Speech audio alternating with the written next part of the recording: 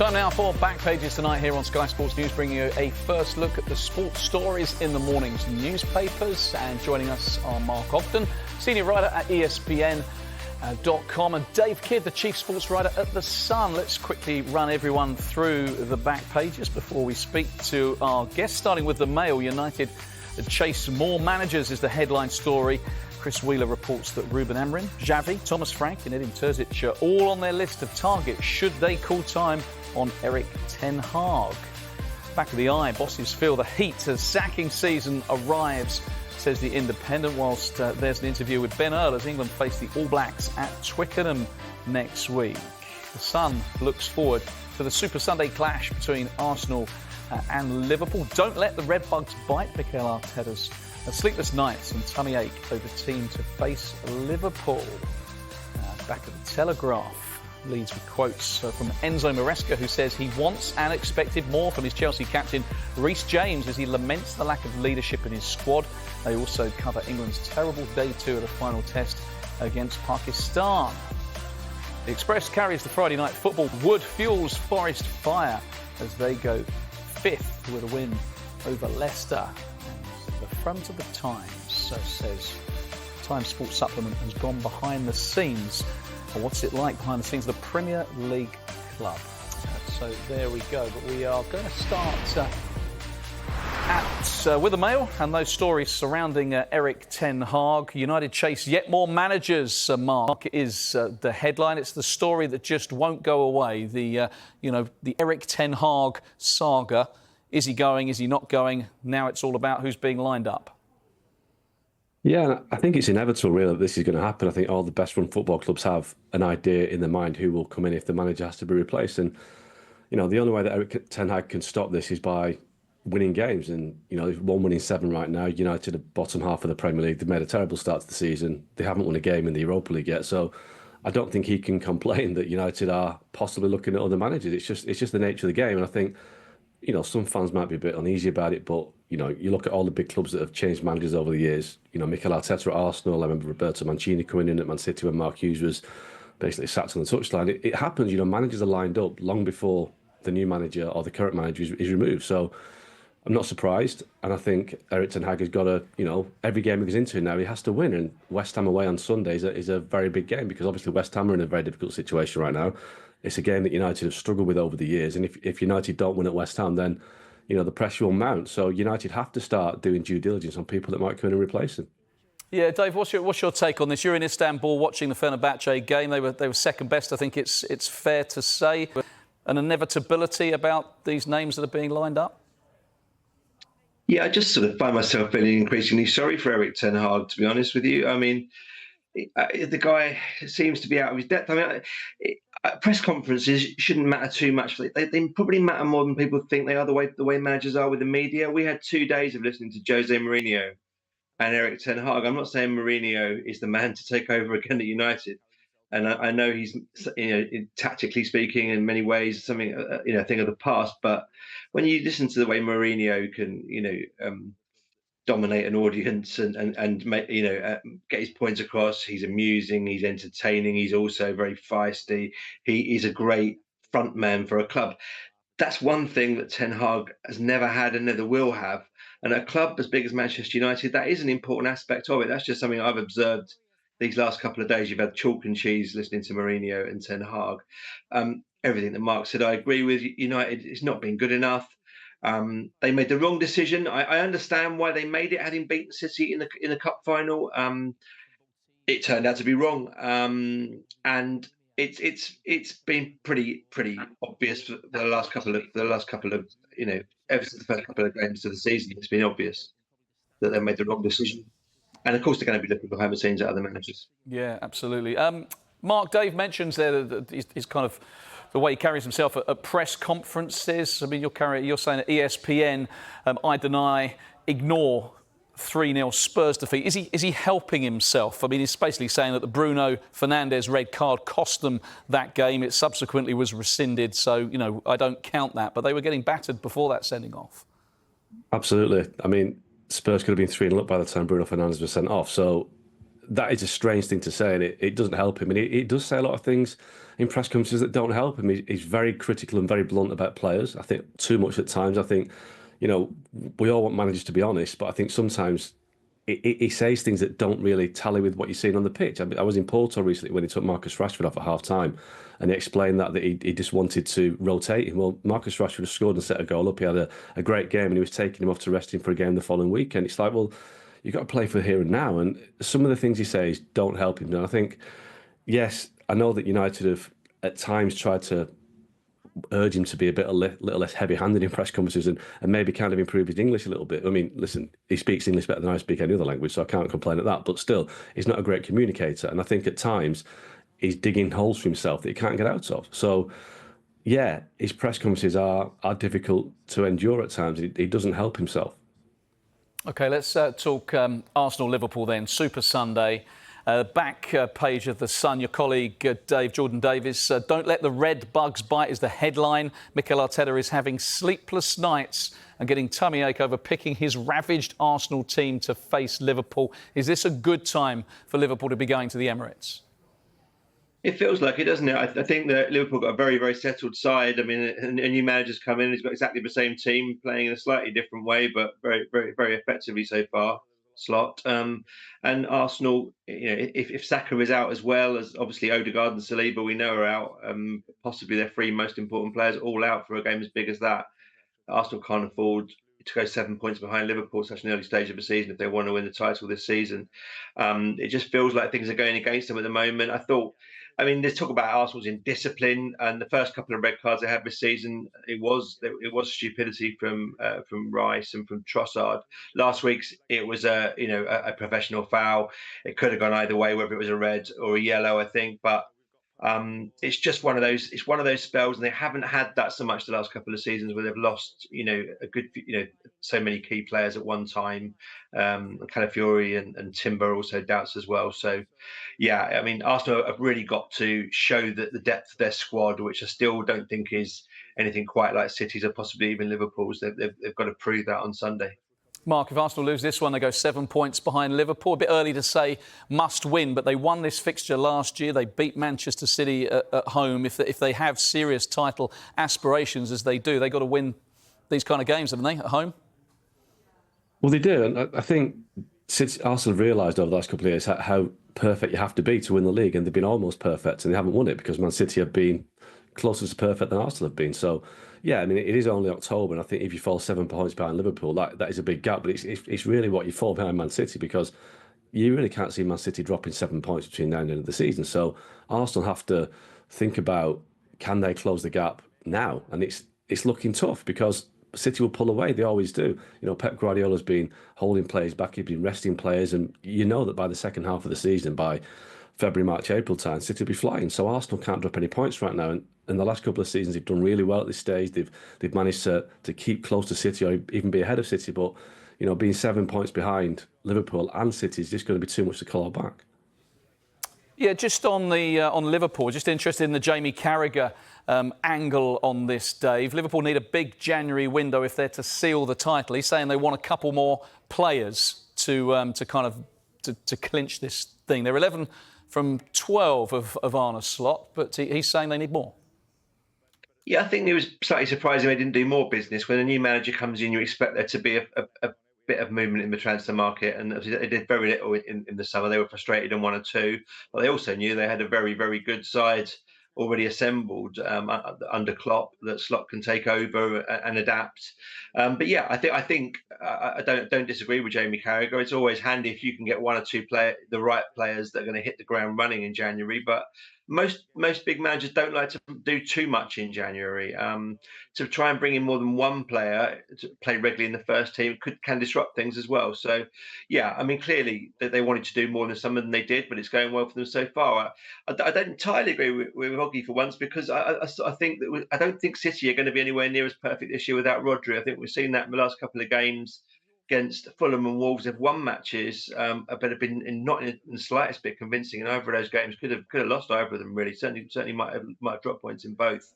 I do think Rodri's such an important player for them that I don't think this is going to be a season where you're going to need 90 points to win the title. That's become the norm in recent years. I think it could be a bit more open than that.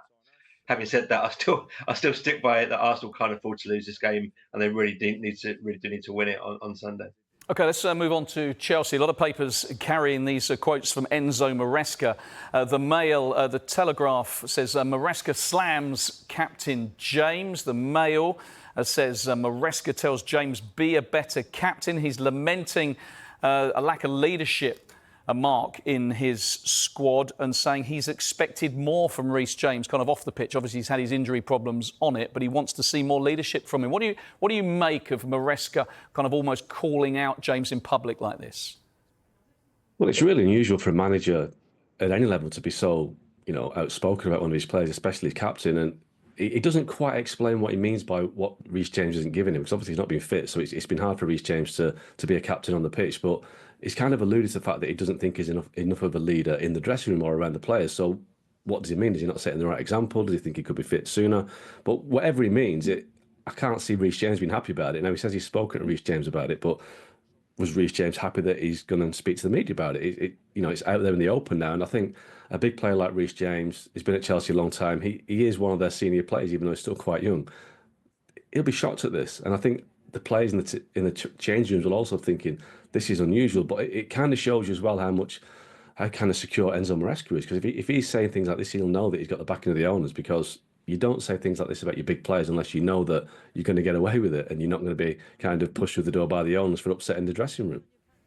Yeah, the inside of the Telegraph, Dave, it's saying missing man James fighting for his future. I mean, it's pretty strong on this. Reece James, fantastic player, but given that Maresca's calling him out, given he's had his injury problems, is it as strong as that? James fighting for his future? It feels like that, doesn't it? And, Chelsea are in a situation where they've been selling homegrown players because the remarkable amount of signings they have been making since Todd Bowley took over the club. They could effectively, in theory, they could sell James for quite a lot of pure profit if he's fit consistently, at least, and they find a buyer. James, certainly was a very, very, very good prospect a couple of years ago. He's had so many injuries. It makes it even more staggering, really. He's played so little football. For the manager to come out and really rip apart his captain, is that you don't see quotes like this from a manager, particularly with somebody who's not been playing much football. Questioning his attitude, really, and his leadership qualities. James has got a pretty good reputation as far as I'm aware. He's a really good lad, very well liked, loved by the fans there, because at Chelsea, there's been so few homegrown players over the years. When there were a clutch of them a few years ago, actually when Frank Lampard first took over as Chelsea manager, and they had a decent season, a lot of these young players were all emerging at that point, and there was a real sort of reconnection of Chelsea fans with their players, with the roots of the club, players going through the youth system, and James was emblematic of that. So it will be, for Chelsea fans, although they'll appreciate the good job Maresca's done so far on the pitch, they will really be opening their eyes at these quotes and be quite staggered by them, I think. OK, Mark, Dave, for now, thank you very much. We're going to take a quick break. When we come back, we'll look at more of the back pages, including this in the Express, which carries the Friday night football. Wood fuels Forest fire as they go fifth with a win over Leicester. You're watching Back Pages tonight, and welcome back to Mark Ogden, senior writer at ESPN.com, and Dave Kidd, the chief sports writer at The Sun. We're going to go to the back of the Express. And Dave, Wood fuels Forest fire. Let's talk about the Friday night football. Chris Wood scoring goals for fun, and Forest up to fifth. What a story this is. It really is, isn't it? I mean, I'm old enough to remember watching Nottingham Forest win the European Cup, and it was great. I think I watched quite a bit of the game on Sky tonight at Leicester, and to see those Forest fans going absolutely balmy in the corner there at King Power Stadium. A lot of those young kids would have probably been bored to tears hearing their dads and granddads go on about Brian Clough's great teams and what a great club this used to be. They probably don't remember top flight football till a couple of years ago. So it really is tremendous. It's a proper football club, a great football club. When I was a kid, they were a great football club, and it's been a long, long while. Those fans have been to third division and back, League One and back. It's really good. It's really good to see. And Chris Wood is a great story. I think there's a stat about him being second only to Erling Haaland for non-penalty goals since Nuno took over at Forest. So, I mean, that's a guy who people were laughing out loud when Newcastle spent big money on him as their first signing under the Saudi, one of their first big signings under the Saudis. He really is proving himself to be a proper Premier League centre forward now in his 30s. He really is a talent. That goal he scored just after half time on the turn was a tremendous finish as well. He really is top draw. Yeah, I mean, Mark, when they came up a couple of years ago, signed 25 players. Obviously, Steve Cooper was there then, who they faced tonight. But they've settled down a lot, haven't they? This kind of closed season, haven't made as many signings. They've got their kind of way of playing. Nuno's been in there long enough now and has got stamped his authority on this team. They look pretty decent. They do, and Nuno's got a real high reputation within the game as a smart tactical coach. I think you've seen it at Forest, but I agree with Kiddo on Chris Wood. He's got over 70 goals in the Premier League now. I think he's got a rate of 1 in 3, which that is really good going for any striker in the Premier League. And Chris Wood, he's probably unfashionable. He plays for New Zealand and he's in his 30s. He's played at Burnley for a few years again at the wrong end of the table. But, a lot of clubs are looking for strikers right now, and Forest have got a really good one. And when you have a striker that can reliably score goals and lead the line, you'll do well. And Forest is showing that if you have a good centre forward, you'll do well. And they're 5th in the table. And not sure how long it'll last in terms of whether they can stay up there, but I don't think the Forest fans are that bothered at the moment as chasing Europe. I just think they're enjoying themselves as winning games and not worrying about relegation. OK, so well done to Forest. We'll move on to the Lionesses, Dave. Big game tonight at Wembley, a repeat of the Euro final from a couple of years ago. This is the back of the Guardian. Lionesses left to rue terrible start as Gwyn gives Germany room to fend off hosts' comeback. I mean, the Lionesses aren't quite the unstoppable force of 2 years ago. Sarina Wiegman's got a few kind of selection issues, and tonight, 3-0 down inside half an hour wasn't the best start. Yeah, certainly very different to when I was there a couple of years ago watching that same fixture at the same venue. What a great afternoon that was. It just felt like Wiegman and the Lionesses had the world at their feet at that point. And, a decent World Cup as well, very, very close there, down under. But, there's certainly issues there. We had this with Gareth Southgate a lot with the men's team. The idea that when a manager's been in post for some time and had a certain degree of success, or in Wiegman's, the ultimate success of winning a trophy, you can become maybe too loyal to a core of players. And I think there's been a few arguments about that with the Lionesses, that maybe it needs freshening up a bit more. That's always going to happen, I think, when a manager's had success, but it seems to be the case at the moment. But that also a wild game of football tonight, and certainly a very, very poor start from England. Yeah, Mark, the defence of that Euro title coming up in the not too distant future. I mean, there are some concerns for Sarina Wiegman. Well, yeah, they've lost at home to France and to Germany this year now, and obviously lost to Spain in the World Cup final just over a year ago. So that's 3 big defeats in just over 12 months. So it should be a concern. Obviously England will go into the tournament as one of the favourites in Switzerland, but I don't think they have that kind of tag as favourites because of what's happened in the last 12 to 18 months. And Leo Williamson's the captain. It's a bit like the Harry Kane situation in the Euros in the summer. Was he fit? Was he deserving his starting place?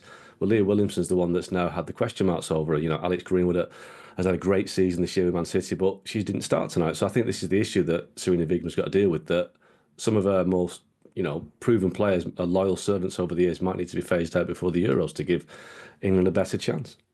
OK, Mark, we're going to stay with you on this one because it's Rodri and potential Ballon d'Or.